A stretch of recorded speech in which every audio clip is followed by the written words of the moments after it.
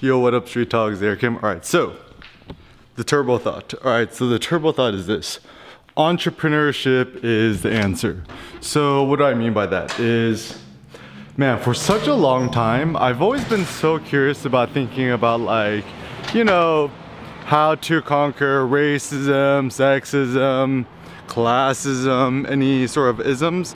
And insofar much as I've thought about this is my thought. I think entrepreneurship is the answer. So what do I mean by that? So typically, what holds us back in society, and when I say society, I mean to say, like, you know, American society, because I can't speak for other societies because I haven't lived there. So for me, as an American, I suppose the question is,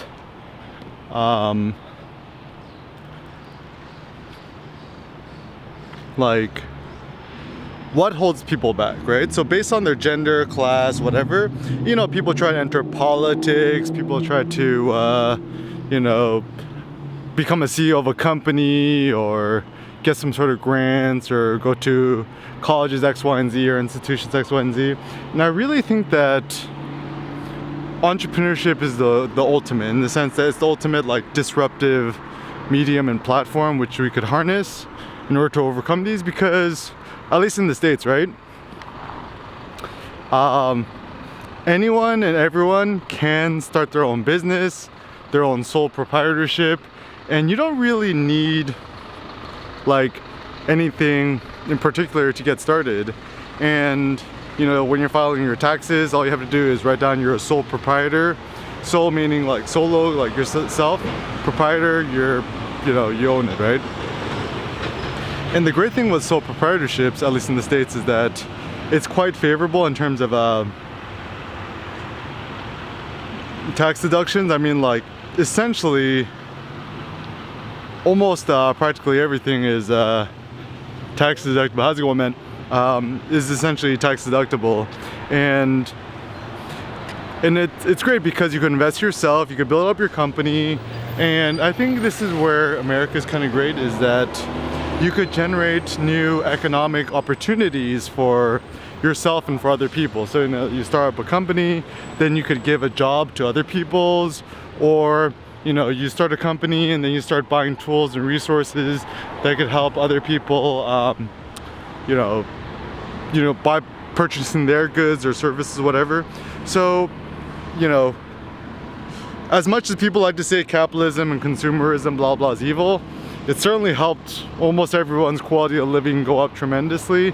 And anyone who's anti-capitalism or consumerism or whatever, and they own a Mac product or an iPhone, I think should reconsider their opinions. But anyways, so I think it's important to think, okay, so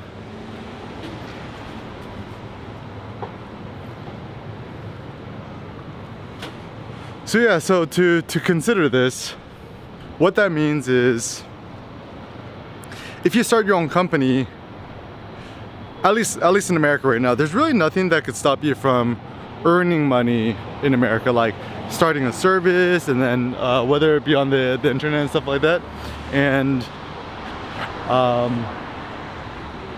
yeah, using PayPal to accept money, or just, you know, get a Square reader on the iPhone or the iPad, whatever. So to start a service and start charging money for it, or to create a product and start charging money for it, I don't know, paid webinars and stuff like that, workshops. There's so many opportunities to start your own business and stuff like that, or, you know, creating your own products and selling it online and stuff like that. And I really think that people haven't figured out the truest potential in terms of the ability to start a company on the internet, or the truly disruptive manner of the internet, because you could start from, like, zero and make it all the way up to the top, right? Like, even for myself, you know, when I started my street photography thing, like, man, almost a decade ago, right? It's like, I didn't got none, right? Like, you know, my parents were immigrants. My mom was from South Korea, barely knew any English when she got here and stuff like that, and made a life for herself. And how was I able to get where I am today? You know, obviously through a lot of government resources, free public schools, internet, all my mentors and guides and stuff like that, and all these different community resources that I had. So I'm very, very grateful for all the tools and the resources that I personally had getting to where I am, and I feel like it's my duty to give back. Very simple. But anyways, so like it is true, like if you're a woman or your gender or race or sex X, Y, and Z or class X, Y, and Z, or even if you're actually from a different part of the States and you have a different accent. So let's say you're trying to become CEO of big Fortune 500 company, right? But you're from the South and you have a deep Southern twang. Of course you can get discriminated against. It's like human nature to discriminate others who don't sound like you, or who don't act like you, or who don't think like you, right? And how does one overcome that?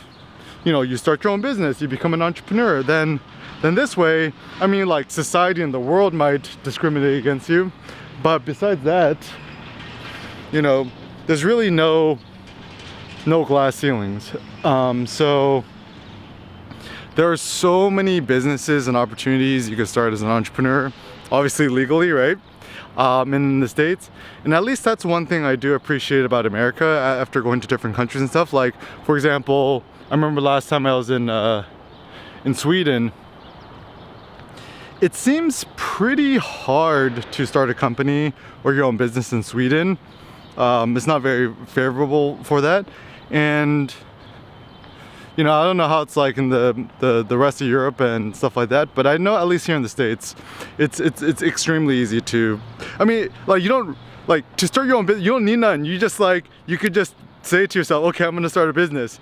And just the key thing is to earn enough money to pay for your rent. Because honestly, at this point, food is like free, right? Like food is so cheap. I could buy a pound of pork or a pound of chicken leg quarters for 99 cents a pound. I'm like, yo, if that ain't cheap, I don't know what is. And if you want to keep your rent super duper low, even if you're living in a big city, just share a room with like 20 other people, and then you could probably get rent for like $500 a month and stuff like that. So as an entrepreneur, I don't know, like, the goal ain't to create a quadrillion-dollar company. It's like to make $500 a month. I'm like, yo, you can swing that. And if you're super duper scrappy, like, see how little you could feed yourself, right? So for example, and this is actually the common misconception, people, oh, you gotta eat rice and beans and lentils, whatever. I'm like, okay, let's assume you don't eat pork, right? Everyone eats chicken, right? So you could buy 99 cents, like $1 a pound for chicken leg quarters.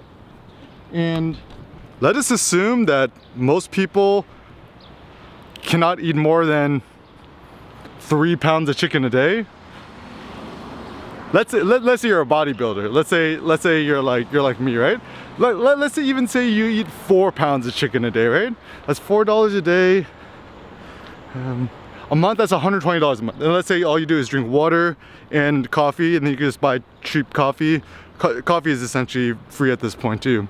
So there's really like no upper limit or ceiling to what you could do as an entrepreneur. And I think what's been bastardized about entrepreneurship, at least nowadays, is that it's too focused on like, once again, making a $1 trillion company. And it's too focused on corporations. And it's like the notion of a solo entrepreneur is kind of a dead concept. So I kind of want to bring that back. So, if you really want to overcome any sort of ism or discrimination you feel in your life, it seems like the answer is to become an entrepreneur.